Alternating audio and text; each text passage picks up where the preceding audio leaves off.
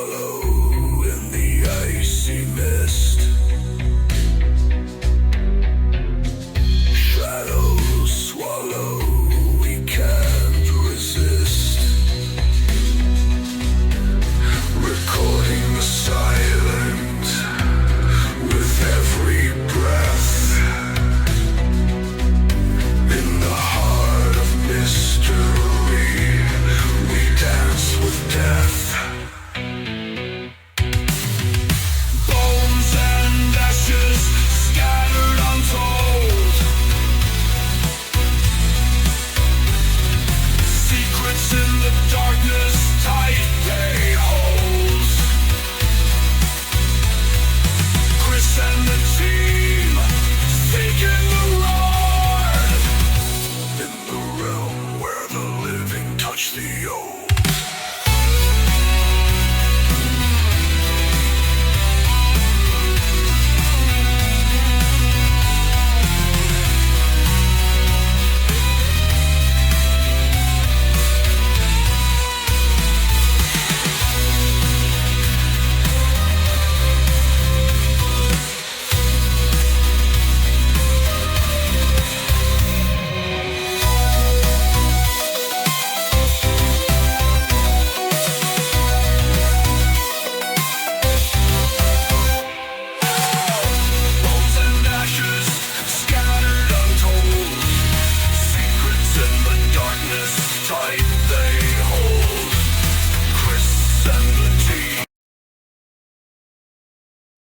Hey guys, and welcome back to Darkhorse Paranormal. I'm your host Chris, and in this episode we dive into yet another story by Tom Selman. So that being said, let's get into it. This is the story of an unknown vampire hunter. There are many superstitions surrounding the death of a person. At the moment of death, for example, tradition in many places across Britain dictates that doors and windows should be opened and that mirrors should be covered in case the spirit of the deceased enters one of them by mistake.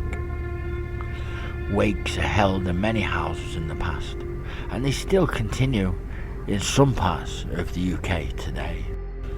A corpse at such a wake must never be left alone or kept in the dark, lest it become a prey of demons. And from this custom we derive into the ritual of the wake, which is in essence a vigil to be kept on a body. However though, did you know this? There is now a rare custom regarding the passage of the soul of the dead person to the world beyond, called sin eating. This involved sprinkling salt on the breast of the dead person and leaving it on the corpse for a while, until a plate of 6 or 7 newly baked savoury tasting cakes were placed on a specially prepared table, draped with a black tablecloth that sometimes displayed the skull and crossbones. The salt was then picked from the chest of the corpse and sprinkled into these cakes, which were consumed by mourners partaking in the sin-eating ritual. By consuming the cakes with the salt, the partakers believed they were eating the sins of the deceased. This ritual was carried out on an old Hampshire farmer named Jack Savage, who died sometime in the early 19th century, probably 1810. The story regarding this farmer was alleged that the farmer was born again. This was related to a Hampshire folklorist in Victorian times by one Alfred Summers, the landlord of the White Swan Inn, Winchester, in 1899. The tale was also backed by several other people who had in turn heard the yarn from their elders. After his death from what seems to have been a stroke, Jack Savage was laid in a coffin on the kitchen table at his cottage near the ancient forest of Bear, and the sin-eating cake ritual commenced. For some obscure reason never explained in the story, the body of Savage was not allowed to be buried in a Christian churchyard, and so it was interred at a scheduled spot in the nearby forest of Bear.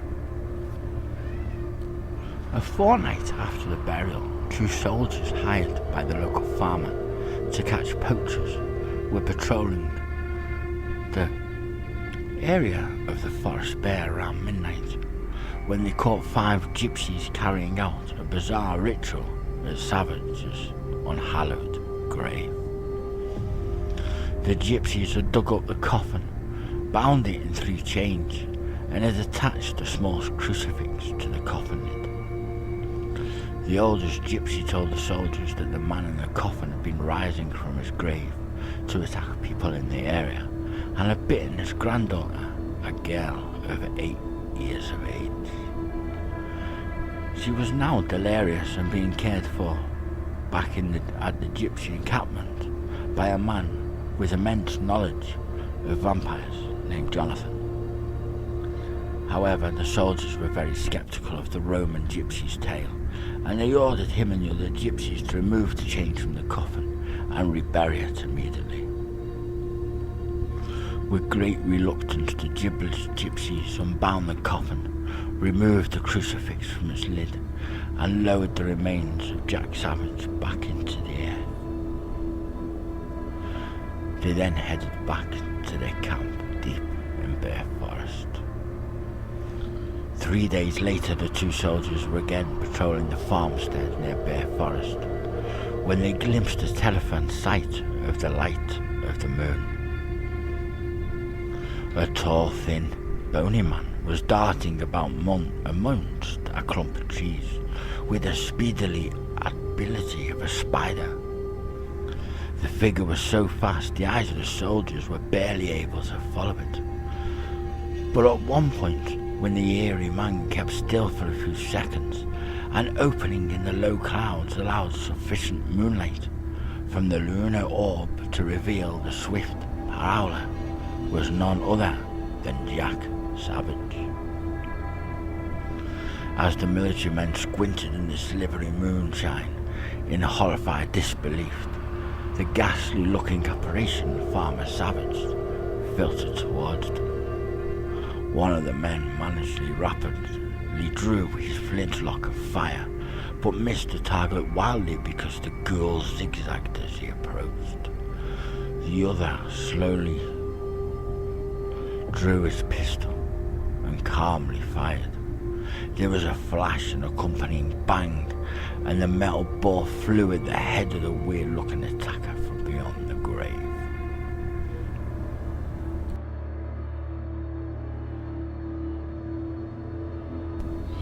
The coroneted solid flesh and blood ghost of Jack Savage stopped and clutched his left eye with his hand, and blood streamed down his face.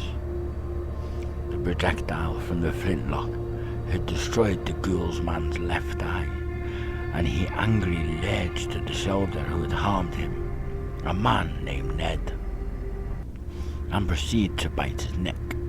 With such fiercity, the flesh was torn open, and arterial blood spurted high into the air. The second soldier deserted his comrade and ran to the farmhouse of his employee in fear.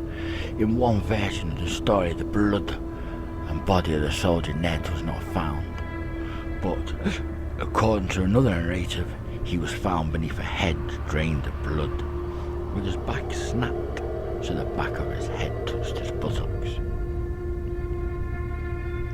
After this shocking discovery, a rumour spread that Jack Savage had risen from an unhallowed grave as a vampire, and a vicar from the nearby market town of Ferrum told his congregation that there were no such creatures as vampires. A lay preacher in the town knew better and rejected the victor's claim, for he himself had dealings with many people in England and France over the years who had been troubled by vampires. The vicar stated it was impossible for a man to rise from his grave, and the lay preacher responded by quoting the accounts documented in the Bible about various recreations, Ezekiel's vision of the valley of dry bones being restored as a living army of flesh and blood, the recreation performed by Jesus, such as the rising from the dead of the daughter of Jairus, the reanimation of a man in the middle of his own funeral, the recalling of Lazarus from his tomb, and of course the recreation of Christ himself, and the accounts of the dead saints who came out of the tombs to enter Jerusalem after Jesus had risen from his own tomb. After Jesus, the Bible also mentions a reincarnation of a female named Tabitha by Peter.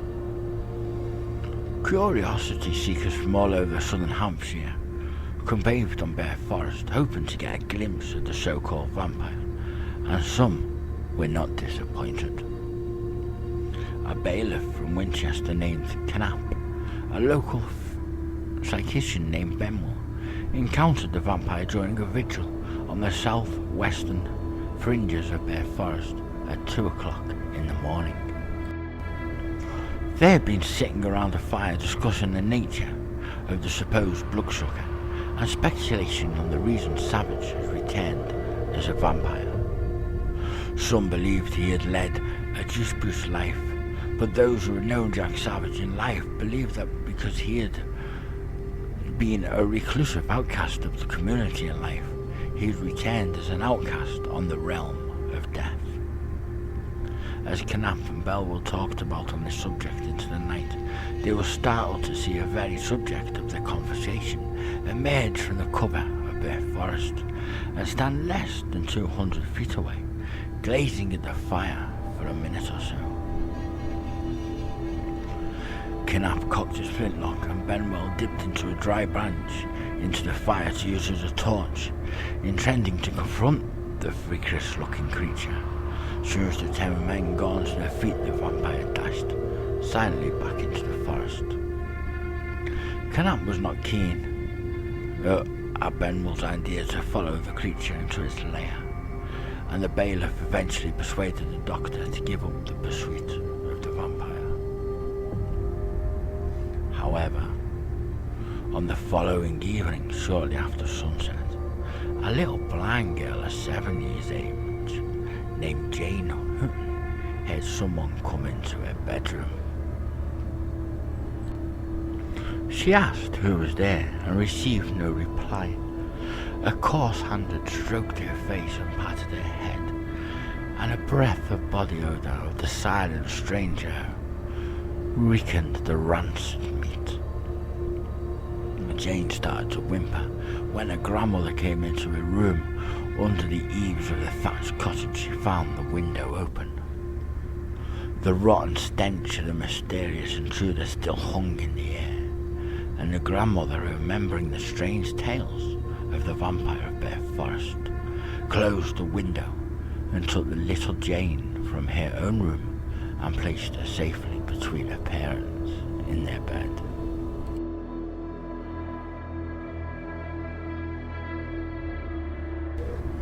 The vampire expert Jonathan, who the gypsies had mentioned to the soldiers guarding the farmer's land, was sought and consulted. He described a man of around 50 years of age, the middle height, with long sandy grey hair, lantern-jawed, and an excellent swordsman. A traveller from Southampton named Keel described the vampire specialist as a man of military bearing, who had served in the Tango-Turkish War, despite his relatively advanced age. Jonathan would provide no details of his background beyond documented proof that he was born in Northumberland in 1760. A few paranoid locals believed he was a French spy, but most recognised in the man was an honest authority of the occult, and vampires in particular. The local people around Bear Forest offered a small reward to Jonathan in return for laying the vampire of Jack Savage to rest. But he declined the prize money and reassured the frightened people that on the region he would destroy the friend. Around this time, the young gypsy girl that Savage had attacked made a complete recovery thanks to herbal medicine formulated by the intriguing and brave vampire hunter. Many men and women of all ages volunteered to be assistants to the vampire killer, but he refused all help and instructed everyone to stay indoors on the designated night when he would hunt down the parasitic find and eradicate it so not a trace of the creature remained. Jonathan made an inspection of Jack Savage's grave by daylight and found the coffin empty, which meant that he had a lair. By some supernatural means, which may have involved dowsing, the vampire hunter traced the sinister quarry to an ancient holy tree, where the unholy leech could be heard faintly snoring. Jonathan hammered an iron spike through the trunk so it embraced on the other side of the bark. The vampire let out a blood-curdling, high-pitched scream because the spike had pierced right through its heart. The huntsman of the undead then tore a canopy of intertwined leaves from the side of the trunk, where the creature entered and left. His arboreal sanctuary in the sunlight shone into the right side of the withering vampire, vaporizing the flesh from half of its face and his right hand.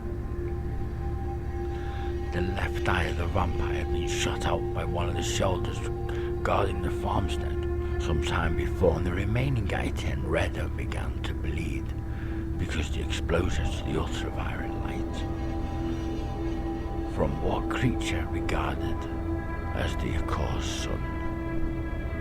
The vampire then hailed a bucket of highly flammable liquid, it was said to be Greek fire, into a trapped and impulsive creature. Greek fire once was a closely guarded secret of chemists, and consumed fuel could not be extinguished with water, which instead serves to intensify the flames, and so it began to rain, and the fire fled up, not only burned the vampire to ash, it consumed the dead hollow tree containing the creature. By dawn, local people saw nothing but charred bones amongst the smoking embers of the tree, and the skeletal remains of the vampire were schematically destroyed in a blacksmith's fire until they turned to powder. The vampire of Jack Savage never prowled southern Hampshire again, and Jonathan, the mystifying vampire hunter, later left the area with a convoy of gypsy caravans and was heard from no more.